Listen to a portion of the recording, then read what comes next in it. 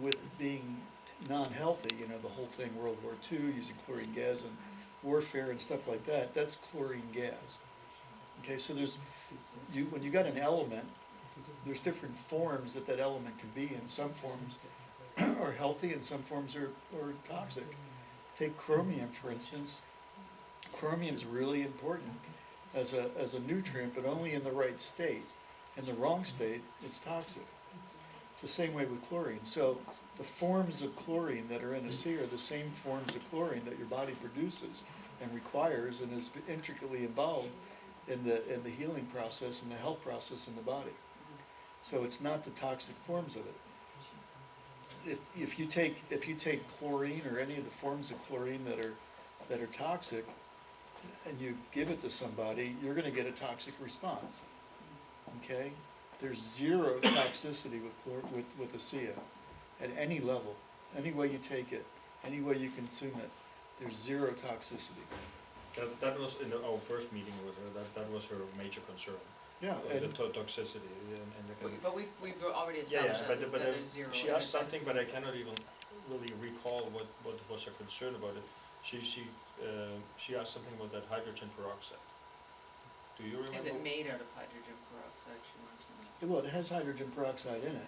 Now, hydrogen peroxide, if you were just to give somebody hydrogen peroxide and increase the amount you give them, that rapidly becomes toxic as well.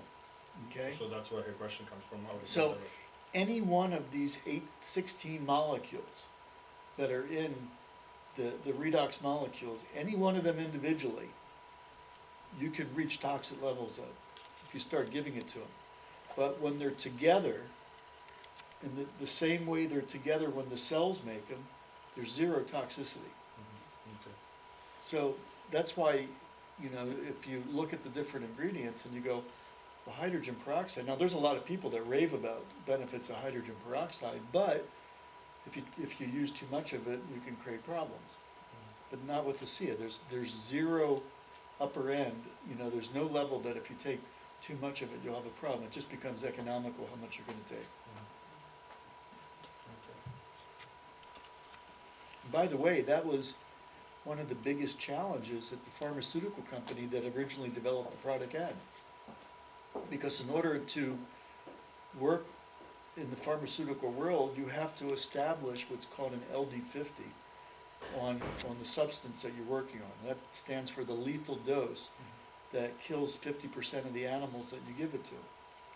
And they were giving what would be equivalent to a human adult of like a half a gallon a day intravenously to these animals, only to have them healthier, you know, 6 months of doing this than they did before they started. They couldn't find any way, no way of making them even worse off, much less killing them, other than drowning them in this stuff. And, you know, we laugh about that. We think, well, that's a good thing, but not when that determined their ability to move it through that pharmaceutical process. So you said it had an NP number before in Canada, and then Health Canada took it off. Yeah, it was sort of a temporary NP number that they, because Asea submitted all their safety data, they submitted everything, and then Health Canada established it as generally being recognized as safe and gave it a temporary NP number. Okay. But they are so far behind in doing all the legwork on, you know, there's such a backlog of supplements that need to have all this data. You know, most companies don't have the millions of dollars of research that Asea has for safety. But it would it not be, if, you know, if now there's the proof that it's not just salt water, or there's more science behind it, would it not be, is Asea going that way to get an NP number again, or would not really be beneficial in sales, or It's not? hard to say. No? I don't know that it really matters. Okay. So, but there's basically no I mean, restriction. the main reason that people want to get NP numbers is to legally be able to import them into the country. Okay. And it's, you know, it's one thing for the natural paths to say they need the NP number, but the truth is there's a lot of supplements that are currently coming into Canada from the US that don't have that, and they're being systematically removed from being able to come into the country. We have everything already done, but it's not a problem to do that. to come into the country. Right. Okay, so that was maybe misunderstanding, because maybe I believe it came in her thing from that, because she said, I'm not touching anything that has not an MP number or whatever. So, But if she knows that that Health Canada has it categorized as a food Yeah. rather than a supplement, Mhm. then that probably will alleviate her concern. Okay. No, yeah, if we'll it's also graded as a food, our tax should only be the one tax on it, actually not both taxes, cause we're only Good taxed, point. what is it, we're taxed GST. Yeah, they're working on that, Mhm. Yeah, yeah. So that they might correct that then. yeah, that's our accountant had said he's a certified, he works on the main board. Yeah, and that's only been Canada. recent that they've done that. But they got to get labeling for I think that right now the situation with the labeling on the pouch, it needs to be changed before that they can, Because it's got they supplement can on do it. that. Yeah, I mean, cause it Because says it has- supplement and, A supplement on So you both are associates, or? Yep, so I have a question.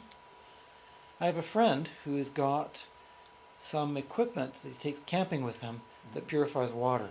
okay, And it comes from a big company in the States that creates this water cleansing ability with big equipment. So you can actually hook it up to municipalities, water supplies, and all this kind of stuff. And he said in the instructions it says that this creates redox signaling molecules, and it smells the same as the Asea bottle I sold to him. yeah, and it may well do that, except for they're not stabilized. Right. So it will create them and within milliseconds they'll be gone. Yeah. So then he can drink it to his heart's content, and he's got nicely purified water that Sure. smells. Yeah.